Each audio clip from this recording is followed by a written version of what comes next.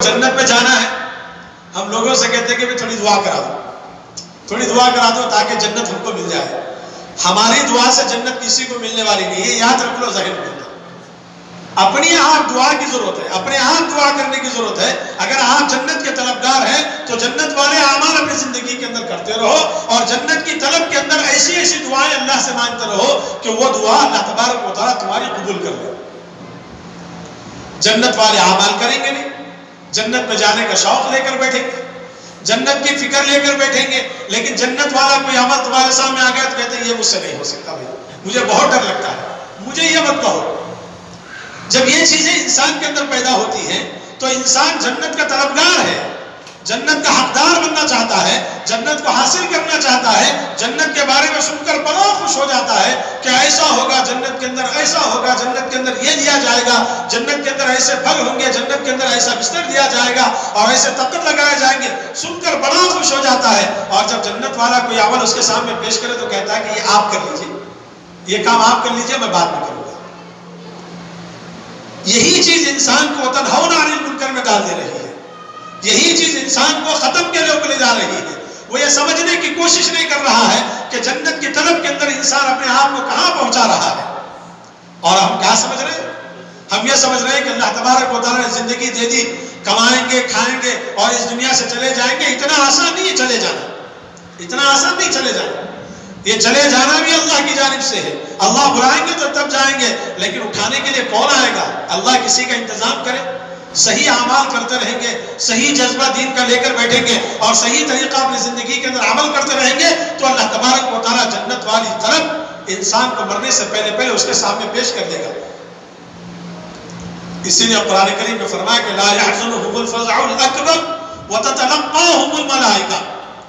جب جنتیوں کو اللہ تبارک و تعالیٰ کہیں گے کہ جاؤ میاں تم جنت میں، تو اس کے اندر اتنے دروازے ہوں گے کہ کھولتے کھولتے وہ انسان تھک جائے گا، تو اللہ تبارک و تعالیٰ دو فرشتوں کو سامنے لگا دیں گے، ان کے استقبال کے لیے ان کا دروازہ تم کھولو۔ یہ بندوں سے زیادہ فرشتوں کو یہ مقام دیا جاتا ہے کہ بندے تم سے زیادہ عبادت کے اندر آگے ہیں، اس وجہ سے کہ یہ عبادت بھی کرتے تھے اور گناہ بھی کرتے تھے، اور گناہ پر نادم ہو کر میرے سامنے ڈرتے بھی تھے، اور اپنے قیمتی آنسو رو کر میرے سامنے گرا کر یہ کہتے تھے کہ مولا آپ معاف کر دیجئے، یقیناً میں بہت بڑا گنہگار ہوں۔ اللہ تبارک و تعالیٰ کہتے ہیں کہ مجھے بندے کی یہ عطا بہت پسند آتی تھی، جس کے عوض میں قرآن میں کہتے ہیں اللہ کہ وَتَتَلَقَّاهُمُ الْمَلَائِكَةُ، ہم فرشتوں کو بندوں کے استقبال کے لیے آگے لگا دیں گے۔ ان کا استقبال کرو بھائی، یہ وی آئی پی لوگ ہیں، یہ بڑے لوگ ہیں، ان کا استقبال کرو۔ یہ جنت میں اپنے آپ دروازہ نہیں کھولیں گے، تم ان کا دروازہ کھولو، ان کے مقام تک تم ان کو پہنچا دو۔ یہ سن لیا تو بڑی خوشی ہو گئی، ہمارے استقبال کے لیے فرشتے ہوں گے۔ اب جنت والے اعمال سامنے پیش کریں تو کہتے ہیں یہ میں نہیں، آپ کر دو۔ ابھی تو ہماری جوانی ہے، ابھی تو ہم کھیلنے کودنے کے دن آ گئے ہمارے۔ جب منہ کے دانت پورے چلے جائیں گے، ہاتھوں پیروں کے اندر قوت ختم ہو جائے گی، تو جب ہم کسی کونے میں بیٹھ کر خوب اللہ کی عبادت کر کے اسی وقت جنت کو طلب کریں گے۔ اتنا آسان نہیں، اتنا آسان نہیں۔ حضرت پیران پیر غوث اعظم دستگیر رحمۃ اللہ علیہ نے غنیۃ الطالبین کے صفحہ نمبر 500 پہ لکھا ہے، چھوٹا سا جملہ لکھا ہے، بالکل چھوٹا سا جملہ، وہ یوں پڑھتے پڑھتے نکل جاتا ہے۔ فرمایا گیا کہ زندگی کے اگر 70 سال کسی انسان کو مل جائے اور انسان یہ سمجھ لے کہ میں 50 سال خوب عیاشی کے اندر گزاروں گا اور 20 سال کے اندر میں اللہ کو منا لوں گا، حضرت نے لکھا کہ خدا کی قسم 20 سال میں 20 عمل نہیں کر سکے گا، 20 سال میں 20 عمل نہیں کر سکے گا۔ 50 سال زندگی کے اندر انسان عیاشی کے اندر گزار دے، نافرمانی میں گزار دے، تو 20 سال وہ یہ سوچ کر بیٹھ جائے کہ میں اللہ کو راضی کر لوں گا، یقیناً ہرگز اللہ کو راضی نہیں کر سکتا ہے۔ ہم کیا سوچتے ہیں؟ آج نہیں کل کریں گے، آج نہیں کل کریں گے۔ وہ کل آتا کب؟ انسان سوچتا ہے کہ ہر کام کہتا ہے کل سے کریں گے، پوچھیں گے چلو بھائی کل سے کریں، کل سے۔ آج کیا ہوا؟ کہتے ہیں کہ طہارت سے نہیں ہے۔ ارے کیسے بے طہارت مسلمان گزرا، کیسے بے طہارتی سے زندگی گزری؟ تو اسی لیے کہتے ہیں قرآن کریم میں کہ کنتم خیر امۃ اخرجت للناس تأمرون بالمعروف۔ تأمرون بالمعروف والا کام بالکل چھوٹا ہے، بہت آسان ہے اگر اس کو سمجھنے لگے۔ مثال کے طور پہ کہا گیا کہ آپ کے گھر کا چھوٹا بچہ ہے، جب وہ اٹھ کر چلنے لگتا ہے تو سامنے بھائی کھڑے ہوتا ہے کہ کہیں میرا بھائی گر نہ جائے، پیچھے والد کھڑے ہوتے ہیں کہ کہیں میرا بیٹا پیچھے نہ گر جائے، ایک طرف بہن کھڑی ہوتی ہے کہیں میرا بچہ میرے بھائی اس طرف نہ لڑک جائے، ایک طرف ماں کھڑے ہو کر کہتی ہے کہ میرا لاڈلا کہیں اس طرف نہ گر جائے تاکہ اس کے جسم کو چوٹ نہ لگے۔ اللہ تبارک و تعالیٰ انسان کے ارد گرد فرشتوں کو لگا دیا تاکہ میرے بندے کس طرف بھی نہ گر جائیں، ایک ہی راستے پر چلیں۔ لیکن اللہ نے وَتَنْهَوْنَ عَنِ الْمُنْكَرِ بھی جوڑ دیا اور کہا مرضی تمہاری، چاہے تم تأمرون بالمعروف کرو چاہے وَتَنْهَوْنَ عَنِ الْمُنْكَرِ کرو، لیکن جب تم میرے پاس آ جاؤ گے تو پھر بھی میرے فرشتے تمہارے ارد گرد کھڑے رہیں گے، لیکن اس وقت یہ کام ہوگا کہ وہاں نیک لوگ الگ ہو جائیں گے اور برے لوگ الگ ہو جائیں گے، تو برے اعمال کی وجہ سے اللہ تبارک و تعالیٰ تم سے فرشتوں کو ہٹا دیں گے۔ تو یہ مثال دی گئی ہماری زندگی کے اندر، اور ہماری زندگی ہم کس نے آسانی سے گزار رہے ہیں۔ کاروبار کے متعلق پوچھو تو کہتے ہیں کچھ نہیں چل رہا، یقیناً کچھ نہیں چل رہا، ہر آدمی کہتا ہے کچھ نہیں چل رہا، پہلے کے مماثل میں بالکل صفر ہے، بالکل کم ہے۔ لیکن عبادت کے معاملے میں کسی سے پوچھو تو کہتا ہے کہ جو 10 سال پہلے پوچھے تھے آج بھی وہی عبادت کا معاملہ، 10 سال پہلے بھی صفر پہ تھے تو ابھی بھی صفر پہ ہے، کچھ تو اضافہ ہونا چاہیے تھا۔ عبادت کام نہیں چل رہا ہے، کاروبار نہیں چل رہے ہیں، تو کاروبار کی فکر تو انسان لے کر بیٹھا ہے، چلو بھئی کاروبار نہیں ہے تو کچھ تو نیکیوں کے اندر اضافہ کر لیتا، کچھ تو اپنی زندگی کے اندر تبدیل کر لیتا۔ 6-8 مہینے گھروں کے اندر بٹھا دیا اللہ تبارک و تعالیٰ نے تاکہ اطمینان کے ساتھ بندوں کو محسوس ہو سکے کہ میں بھی ایک بہت بڑا کام والا ہوں، بہت بڑا ایٹم بم ہوں، میں جب چاہوں جس طرف چاہوں گرا دوں اور پورے انسانوں کو ایک جگہ جمع کر دوں۔ لیکن اس 8 مہینے کے اندر ہماری زندگی کے اندر کیا تبدیلی آئی، کیا تبدیلی ہم لائے؟ کیا ہمارے اہل و عیال کے اندر کوئی تبدیلی آئی، ہماری اولاد کے اندر کوئی تبدیلی آئی، یا ہمارے اٹھنے بیٹھنے میں کوئی تبدیلی آئی، یا ہمارے لہجے کے اندر کوئی تبدیلی آئی؟ ہم نے کبھی غور و فکر نہیں کیا۔ تو پھر بتاؤ کہ ہم نے 20 سال کی زندگی کے اندر آخر کے اس وقت کیا ہم اللہ کو راضی کر سکیں گے؟ کیا اللہ تبارک و تعالیٰ ہمارے اعمال کو قبول کر لے گا؟ تو لا يحزنهم الفزع الاکبر وتتلقاهم الملائکہ ھذا یومکم الذی کنتم توعدون۔ سب کو وہاں پر جا کر حاضر ہونا ہے اللہ کے پاس، اور اللہ تبارک و تعالیٰ کے پاس جب کھڑے ہوں گے تو وہاں کا کیا حال ہوگا؟ کیا اتنی طاقت ہمارے اندر ہوگی کہ ہم کھڑے ہو سکیں گے؟ کیا اتنے مضبوط اعمال ہماری زندگی کے اندر ہیں؟ ہم غور و فکر کریں۔ انسان کو یاد رکھنا چاہیے جس طریقے سے گناہ انسان کو یاد رہتے ہیں، نیکیاں بھی انسان یاد کرنا چاہیے، اور اپنی نیکیوں کا کبھی کبھی اظہار کرنا چاہیے اپنے اہل و عیال کے سامنے کہ میں نے فلاں وقت میں ایک نیکی کا کام یہ کیا تھا جس کے عوض میں اللہ تبارک و تعالیٰ میری زندگی کو بڑی آسانی سے چلا رہا تھا۔ نیکیوں کا ذکر اپنی اولاد کے سامنے کرتے رہو، نیکیوں کو شوق ان کے اندر ڈالتے رہو، دلاتے رہو، ان کو بتاتے رہو کہ بیٹے تم بھی کبھی کبھی اللہ کے راستے میں کچھ نیک کام کر لیا کرو، کوئی ایسا کام خاموشی سے کر لیا کرو جو کام تمہارے اور رب کے درمیان میں راز کے طور پر رہے، لیکن کبھی تم بڑے ہو جاؤ تو اپنے ماتحتوں کو اس عمل کا اظہار بھی کر دو کہ میں نے بھی ایک نیک کام کیا تھا، تم بھی اپنی زندگی کے اندر کوئی ایسا کام کر لو جو تمہارے مرنے کے بعد یعنی قیامت تک تم کو اس کا ثواب ملتا رہے گا۔ یہ وَتَنْهَوْنَ عَنِ الْمَعْرُوفِ کے اندر ہے، نیکیوں کے اندر یہ چیز ہے۔ ہم کیا سمجھتے ہیں؟ ہم نماز پڑھ رہے ہیں تو سمجھتے ہیں کہ ہم نے اللہ پر احسان کیا، کوئی احسان ہم نے نہیں کیا، ہماری نمازوں کی اللہ تبارک و تعالیٰ کو کوئی پرواہ نہیں۔ ہم کیا سمجھتے ہیں؟ اللہ نے حکم دیا ہے، فرض قرار دیا ہے مسلمانوں کے اوپر کہ 5 وقت کی نماز پڑھنا ہے، جو نہیں پڑھے گا وہ گنہگار ہوگا، جو پڑھے گا وہ گناہ سے بچ جائے گا، عذاب سے بچ جائے گا۔ اس میں اللہ کی شان کے اندر کیا فرق ہوگا؟ کیا نماز پڑھے تو اللہ تبارک و تعالیٰ کی شان میں اضافہ ہو جائے گا؟ کوئی اضافہ نہیں ہوگا، اللہ جیسے ہے ویسے ہی رہیں گے۔ نیکی کرو تب بھی اللہ کی شان میں کوئی فرق نہیں آئے گا، گناہ کرو تب بھی کوئی شان میں فرق نہیں آئے گا۔ اس کے باوجود کہ مسلمان کہتا ہے کہ میں نے بہت بڑا کام کیا، اب ہم دیکھیں کہ ہماری مسجد بھر بھر کر نکلی تو دیکھنے والے کہتے ہیں کہ واہ آپ نے تو بہت اللہ پر احسان کر دیا۔ نہیں، ہم اپنی ذات پر احسان کر لیے نماز پڑھ کر، اس وجہ سے احسان کر لیے کہ قبر کے عذاب سے اپنے آپ کو بچا لیا، پل صراط کے اندھیرے سے اپنے آپ کو بچا لیا، میدان حشر میں کھڑے ہونے کی تکلیف سے اپنے آپ کو بچا لیا، میزان عمل پہ ہمارے اعمال نامے آسانی کے ساتھ تولے جائیں اس تکلیف سے ہم نے اپنے آپ کو بچا لیا۔ حوض کوثر کے اندر جو جام ہم کو ملنے والا ہے اس جام کو حاصل کرنے کے لیے ہم نے اس دنیا کے اندر نماز پڑھ لی۔ اگر یہ سب کام اس دنیا کے اندر ہم نہ کرتے تو یہ بقیہ پورے راستے ہمارے لیے مشکل ہوتے اور کٹھن ہوتے، ایک راستے پر بھی ہم اپنے آپ کو بچا نہیں سکتے۔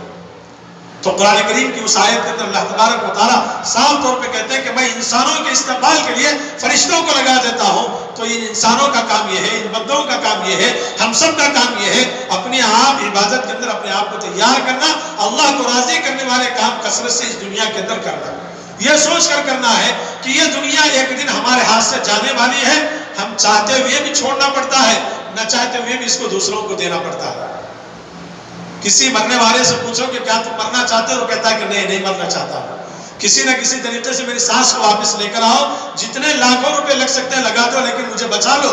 لیکن انسان کوشش کرتا ہے, لیکن جب اس کی موت واقع ہو جاتی ہے تو وہ چلے جاتا ہے. جانے کے بعد واپس نہیں آتے ہیں. تو جانے کے بعد صرف جو کیا گیا تھا اس کا وہاں پر حساب و کتاب ہوگا. اس حساب سے وہاں انسان کے ساتھ اعمال کیے جائیں گے. تو اسی لیے حدیث پاک کو اور اس قرآن کریم کی آیت کو اپنے ذہن میں رکھ کر اپنے زندگی کو صحیح راستے پر لگانے کی ضرورت ہے. اپنے بچوں کو نیکی کی ترغیب دینا, نیکیوں کی طرف ان کو مائل کرنا, نیک کام کی طرف ان کو ساتھ لے کر آنا. اگر آپ نہیں ہوتے ہیں, جب بھی ہوتے ہیں تو ان کو ساتھ لے کر آنا, اور ان کو یہ بتانا کہ بیٹے کبھی کبھی اپنی زندگی کے اندر 10 منٹ پہلے پہنچ جائے گا. روز نہیں, روز بولنے پر کہتے ہیں کہ یہ روز 10 منٹ پہلے مجھ سے نہیں ہوتا ہے. پہلے ہی ہمارے بچے ہم کو جواباً کہتے ہیں کہ روز مت بولیے, ہفتے میں ایک دن بولیے 10 منٹ پہلے میں جاتا ہوں. تو ہفتے میں ایک دن 10 منٹ پہلے بچے کو نماز کو جانے کی دعوت دینا, اور روزانہ اس کو نماز پڑھنے کی ترغیب دینا. اس کو الگ الگ طریقے سے اس کو سمجھانا کہ بیٹے تم جب دنیا کے اندر رہو گے, میرے سامنے اگر تمہاری موت واقع ہوگی, میرے زندگی کے اندر تم مر جاؤ گے, تو دنیا کے لوگ جو تم کو دیکھیں گے وہ کہیں گے کہ بڑا نیک بچہ تھا, نماز کا پابند تھا.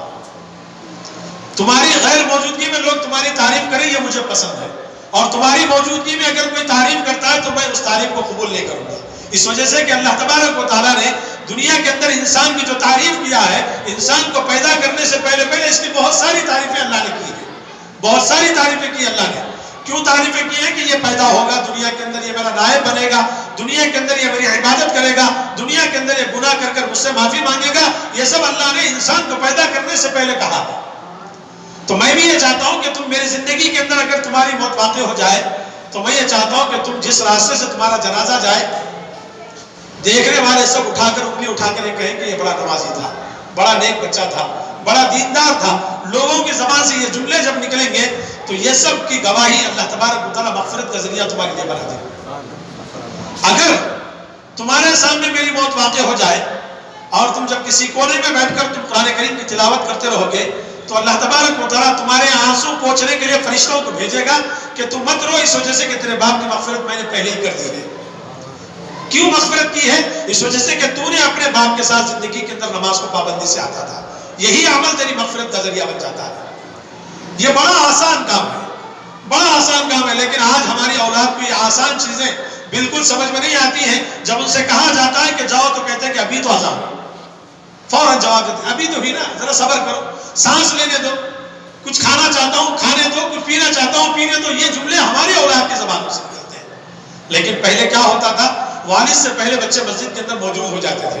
کہیں ابا بعد میں آپ دیکھ لیں گے تو غصہ کریں گے, ان کے ڈانٹ اور ڈپٹ کی وجہ سے پہلے ہی نماز کے اندر آ جایا کرتے تھے. کب؟ وہ 30 سال پرانی بات ہے, اب نہیں ہے. اب یہ نیا جنریشن ہے, ان کے پاس نئی نئی ٹیکنالوجی آ گئی. یہ کہتے ہیں کہ ہم والد کے بعد جائیں گے, آخری رکعت میں جائیں گے. گئے نا, ابا پوچھے تو کہ نماز میں تو تھا نا بھائی, ارے پوری رکعت نہیں ملی, پڑھا نہیں پڑھا پہلے یہ بتاؤ.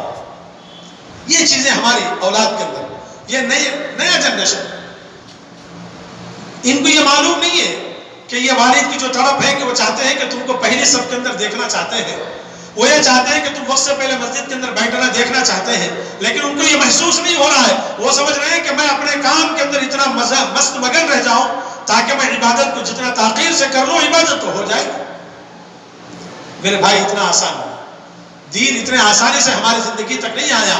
صحابہ نے اپنی جانوں کی قربانیاں دی, اولیاء نے اپنے پیٹ کو بھوکا رکھ کر اپنی زندگی کو راستوں پر لگا کر دین لوگوں تک پہنچا دیا. علماء نے مدارس کے اندر 8-8 سال بیٹھ کر قرآن اور حدیث کی تفسیر کو پڑھ کر اپنی زندگی کو قربان کر دیا, تب جا کر یہ دین ہم تک پہنچا ہے. تو کتنے مسائل اور مشکلات کے بعد یہ دین ہم تک پہنچا ہے. تو اس سے ہم سے یہ کہا جا رہا ہے کہ تم اس پر عمل کرو. ہم کہتے ہیں کہ کر تو رہے نا آخر میں, یہ نہیں ہے. ایک جذبے کے ساتھ کرو, ایک شوق کے ساتھ کرو, یہ سمجھ کر کرو کہ اللہ کو راضی کرنے کے لیے کر رہا ہوں. والد تو راضی ہو ہی جائیں گے, دیر سے آؤ تب بھی والد راضی ہوں گے. اس وجہ سے راضی ہوں گے تو بیٹا تو میں ان کا ہی ہوں. وہ ناراض میں رہیں گے تو گھنٹہ ناراض ہوں گے, 10 منٹ ناراض ہوں گے, اس کے بعد وہ مجھ سے راضی ہو جائیں گے.